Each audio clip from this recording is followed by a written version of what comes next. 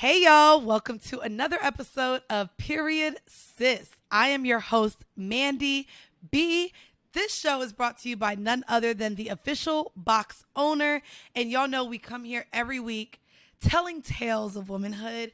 And while we always, sometimes always, are inside of our boxes, today we are taking a step out of our box and getting into the mind of what it is like dating and marriage and the pressures of motherhood and all of the other societal pressures attached to simply existing as a woman. I'm super excited today because I am joined by two phenomenal women, and I'm looking forward to you guys enjoying this conversation and your takeaways. Also, be sure to rate, subscribe, and review wherever you listen to us.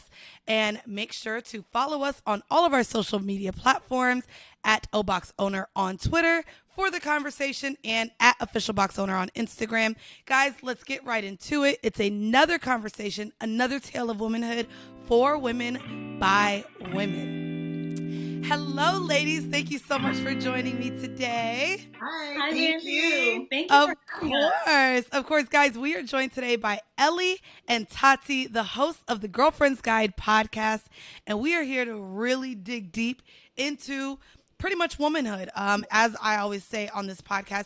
And again, I found you guys on Instagram. You guys also are fans and listen to my other podcast, Horrible Decisions. And so I'm excited to have this conversation with the two of you today. Before we start, let's start off by introducing yourselves. So can you let the audience know, of course, your name, since two of you guys are speaking, your age, what you do for a living, and then we'll really get into the background of both of your stories. All right, sounds Absolutely. good. Well, my name's Thati. I'm 26. I'm currently a nurse, and I'm in grad school to become a pediatric nurse practitioner. I'm Haitian. As Mandy said, I'm the co-host of Girlfriend's Guide podcast. That's my little bio right there. Hey guys, my name is Elly. I am the second host of Girlfriend's Guide podcast. I'm Haitian. I'm 26 years old, and I work in the clinical side of research. I'm a research administrator, so I've been doing this for about 5 years. So with the whole Johnson and Johnson and all the clinical vaccines coming out, yeah. So that's my background.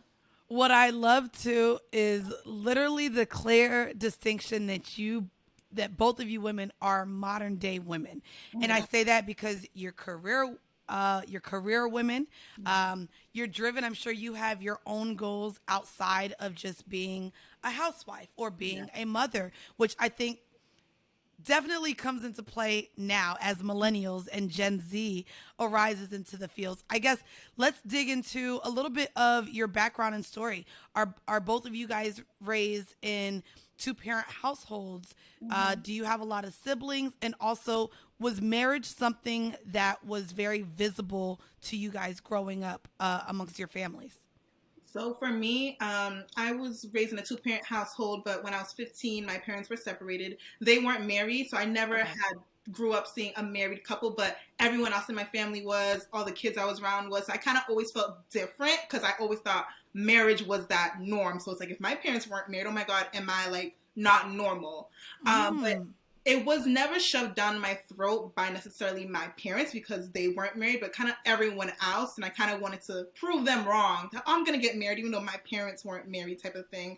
And being Haitian, that is tradition. Marriage, children. You can be a working mom, working woman, but it's you're still always going to have that housewife mentality. Man comes first, children comes first. You'll be lucky if you come third or fourth. And like you said, as working women, we're kind of breaking that stereotype or breaking that mold completely. Yeah. And what about you, Elly? So for me, I am the opposite from Thati. I have two parents. I have my parents, my mom and dad, and I grew up in such a very strict religious household. Very strict, very conservative. So it was definitely growing up breaking away from that and really finding my own values and morals. So growing up, I talked about this on the podcast, I was judgmental. I was very judgy. So I could even say, listening to Horrible Decision, I was like, what is this? Oh my goodness. But it was great for me because it really allowed me to set up my own values and morals aside from what my parents want me to.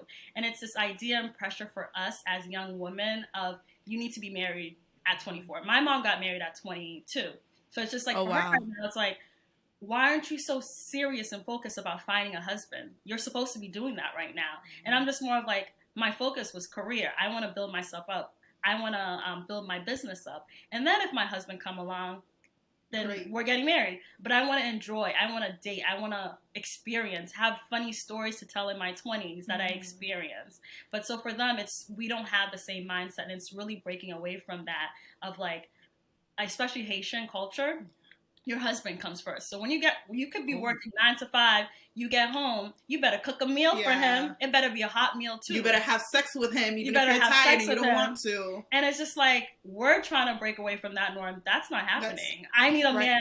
Gender role is not a thing for me. Like, you better come home and also be willing to cook for me, because I'm not going to be on my feet 24/7. Expect for me to also cook a meal for you too. It needs to be a balance. And vice versa. Now, can I ask you if that's a conversation that you've had with your mom? Because clearly the generation before us, women weren't working as much as men outside the home. They were just home. So it made sense for the meals to be cooked or them to tend to the children.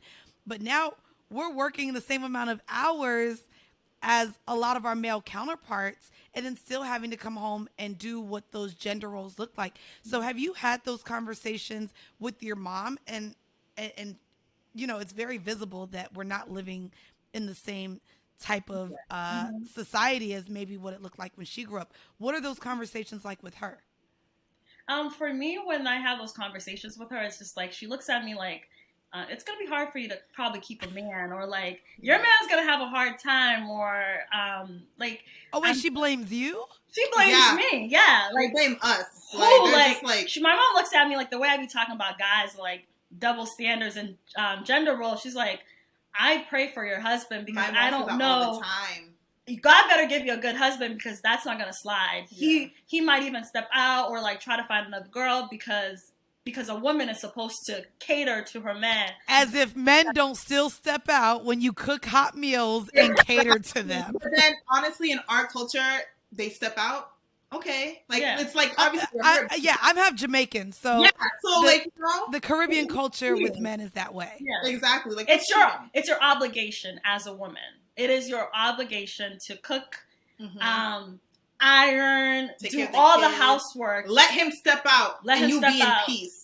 And just be happy that he's paying the bills. Come home, and then it's your obligation to still have sex with him, even though you know that he's stepping out. Wait a second. So can I ask both of you then? I know this is essentially a cultural thing, but is this something that both of your moms have like actually voiced to you, that your husband will step out, and even if your father has done this, I'm going to stay because it's expected? Like, what is that conversation like in the household from your parents then? It's more of, we see it within family members or friends, close circles, and then when you hear them talk about it, like me, I'm just kind of like, oh no, I don't like that. Like, she needs to leave. Like, why is she leaving? He's paying the bills. He's not hitting her. He's not doing this. He's just doing that. And even me personally, when I got cheated on, Mom was just like, it's okay, you can take him back. And there's no problem with that. I'm just like, I'm your daughter. Do you like? And I was so young. I was 22 at the time. Like, I'm so young. Do you want me to go back to that and have so much more opportunity? And like Ellie said, my mom, when I tell her what I want, she goes, okay, well, you know, we're both only children. So it's like, the grandkids need to come. So you may have to alter how you think in order for that to happen. And I'm just like, no, with or without a man, I want to be a mother. So my child's going to happen regardless. I'm going to find a way. But I don't necessarily think I need to stay with someone who doesn't fulfill me or can do whatever he wants just to fulfill that aspect of my life. Like, no. And on my end, because I'm so religious, my parents, divorce is not an option. It's like, you need to work this out. You need to go talk to a pastor and work this relationship out, because there's no divorcing. And for me, I'm just like, if my man cheat, what? They ain't no coming back. I'm not working that out. I personally, for me, can't. I just don't have it within myself to work that out. So when I say and mention things like that, they really look at me like, what? what kind of woman are you? That's really the look I get. Like, what kind of man are you really going to find? Like, my mom's very concerned. Oh, you just said something, and I want to dig deeper into that, Elly, with both of you. What kind of woman then are you? When she asked that, how would you describe yourself as a woman? When I describe myself as a multifaceted woman. A lot of men that I meet, they are very surprised when they meet me because I am the type of girl, I'm out here, I'm the Cardi B and you get Michelle Obama at the same time.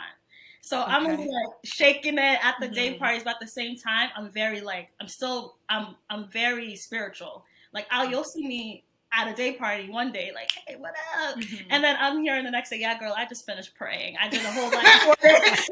I'm fasting for 4 days. I'm praying. And I just feel like I've created my morals and values that are so important for me. And I see the kind of future I want with I want a husband.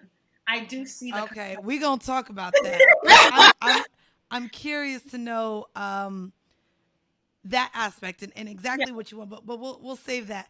I want to ask you, Thati, what type of woman do you view yourself as? I'm very, a lot of people describe me as masculine, and boisterous. Like, honestly, Mandy, I see a lot of myself, like, cause I'm very like, nigga, like, yeah, right. And a lot of guys are just kind of like, oh, like, you're gonna call your nigga. I'm like, yeah, cause that's my nigga. Oh, and my man, my I'll be honest, my man hates it.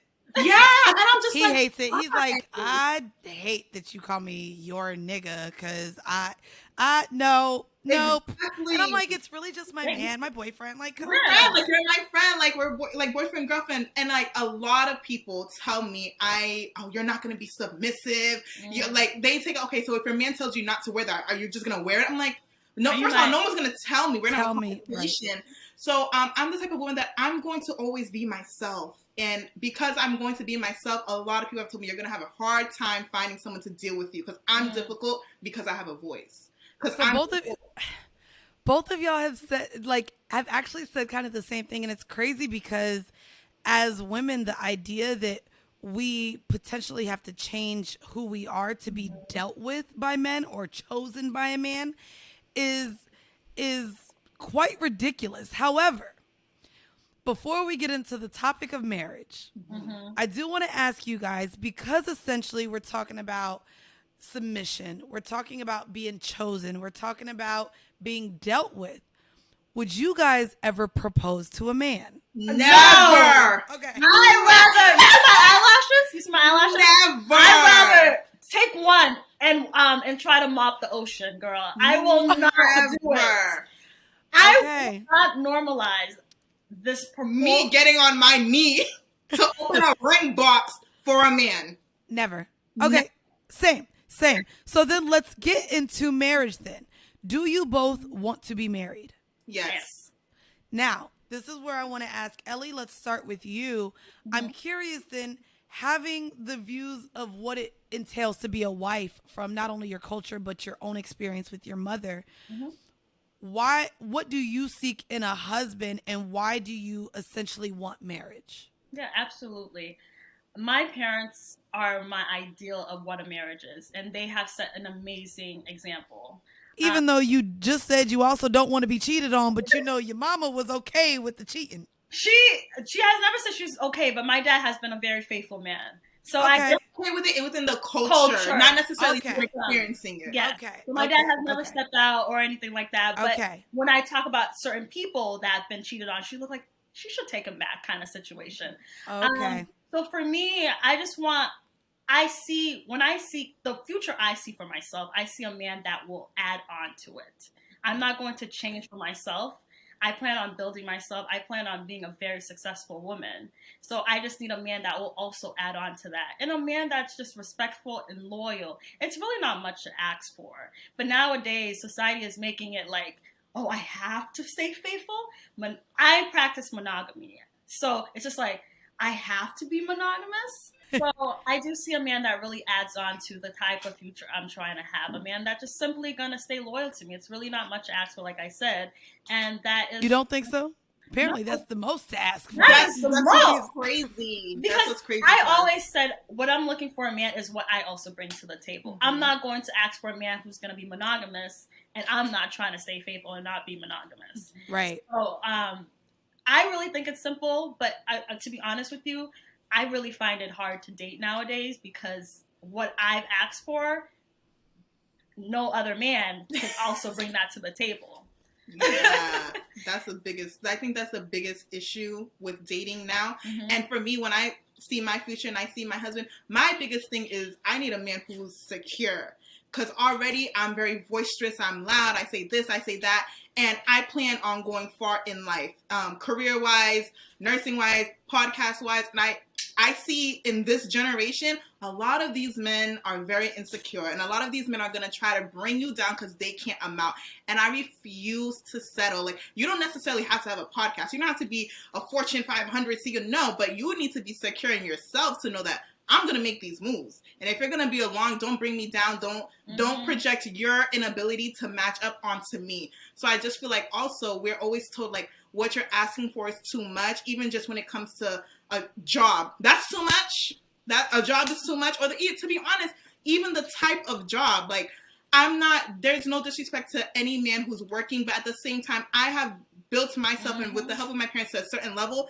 It's not a crime that I require a man who is at that certain level as well. So don't try to bring me down and say you deserve, as long as he has a 9 to 5, it doesn't matter what. No, it does, because I have a certain lifestyle that I'm trying to uphold, to be honest. Right. Can I ask both of you then, with the ideas that patriarchy is still like the foundation of marriage, with the modern day woman, do you find it's going to be harder for specifically Black women to find husbands that are okay with maybe you not being as submissive, maybe you not taking on as many household duties because you're working, because you're so driven with goals? Do you think that it's going to only get harder as you get older? I believe absolutely. It's gonna get harder because I feel like a lot of men are intimidated by successful women.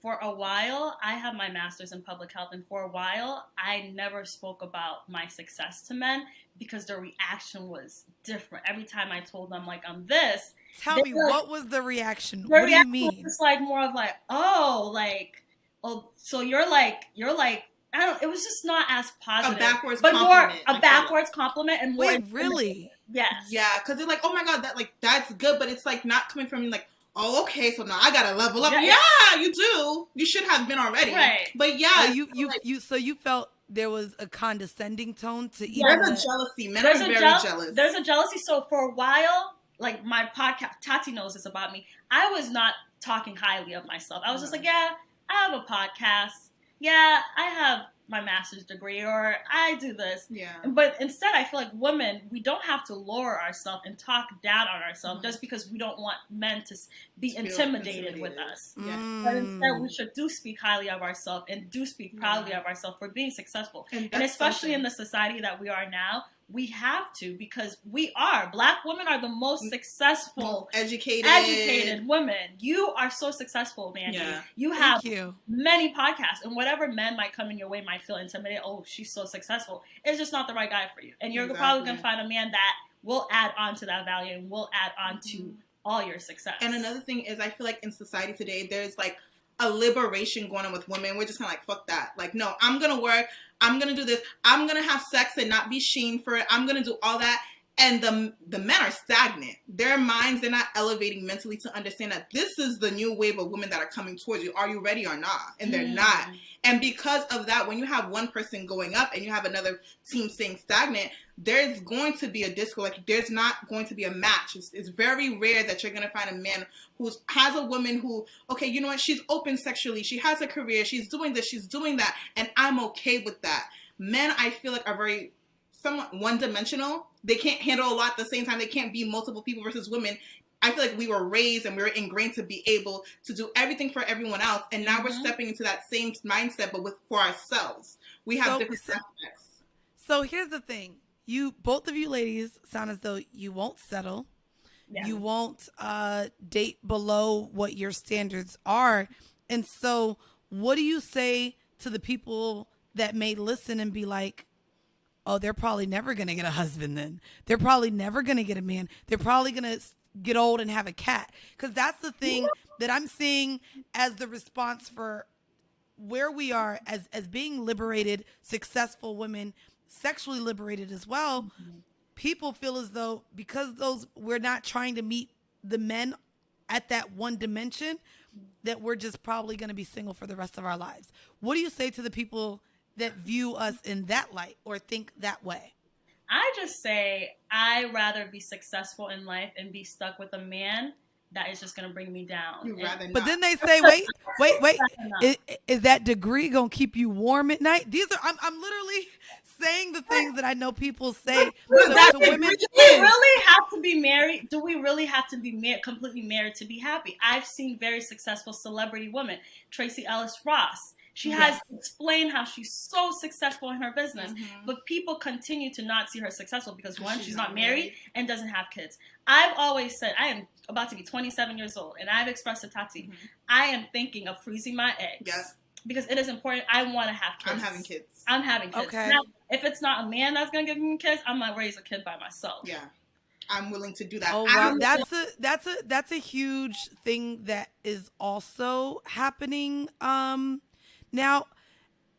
However, there's also this negative stigma surrounding single parents and single mothers specifically. Do you feel as though women, even with that mindset that you don't need a man to have a child, you don't need a man to raise a child, do you also view that as possibly selfish? Because there is the idea that children need both parents. Children need a man and a woman, or just a two-parent household in being raised. So are you against that notion as well?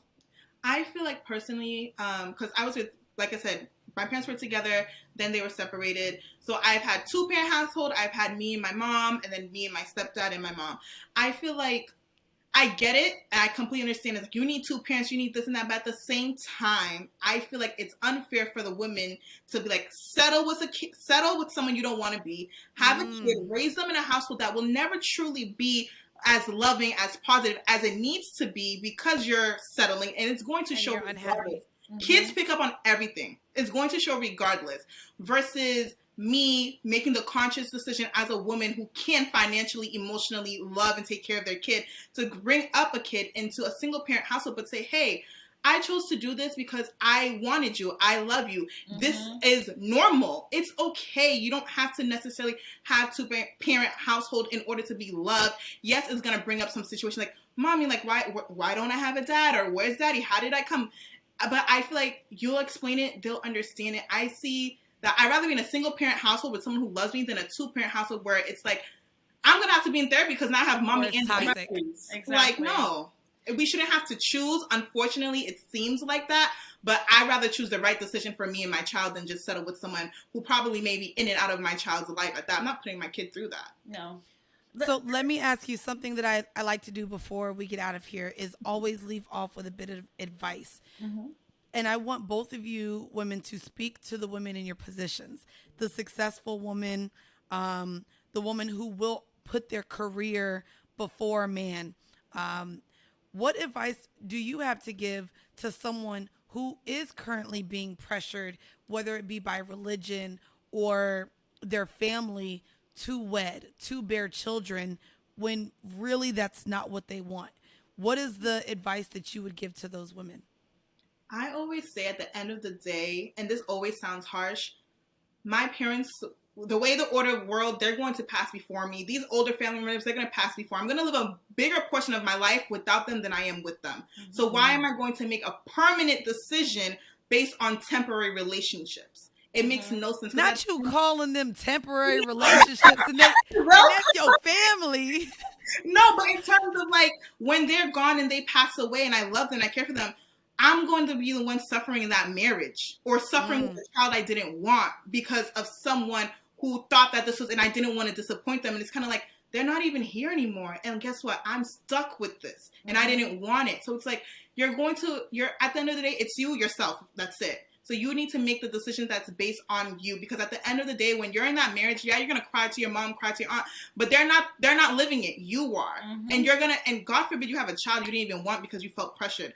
Now you're going to bring a human into this world that's going to have all these issues because they're going to feel that. And it's just like, it's always going to be a domino effect. So you need to you need to understand it's only you. Don't make any decisions based on anyone else and what they want, because they're not dealing with it. Yes. Great. And what about you, Elly? For me, my motto that I live by is happiness. Whatever makes you happy is that's what you do. Mm-hmm. So for you, if someone's pressuring you, if your parents are pressuring you, I've had the pressure, not too much, but my mom, I'm the only child. She wants to see me married. Mm-hmm. She wants me to have grandkids, but that's not, it is also a priority but it's not my main priority. Mm-hmm. I just want to build myself. I want to be successful. So if whoever's listening, if you're in a situation like that, find what makes you happy. You know, you have this life that you have to live. And if it's not a priority for you right now, focus on it. If it's your business, if it's something that you want to build, focus on that. And then everything that is supposed to be in your life is going to come accordingly. Regardless. It's going to come regardless. So just focus on that and really find what's important to you. And just after you focus on what's important to you, focus on the next thing. Yeah. Don't let anyone pressure you on doing anything you don't want to do. I second both of those takes. So, ladies, thank you so much for joining me. Can you let this audience know what they can expect from the Girlfriend Guides podcast and what you guys talk about on there? And then, of course, drop your social handles as well. Well, we have many, like the fact that we are even a guest here, many things are coming out. This is like a sign for us. Like, we are definitely growing.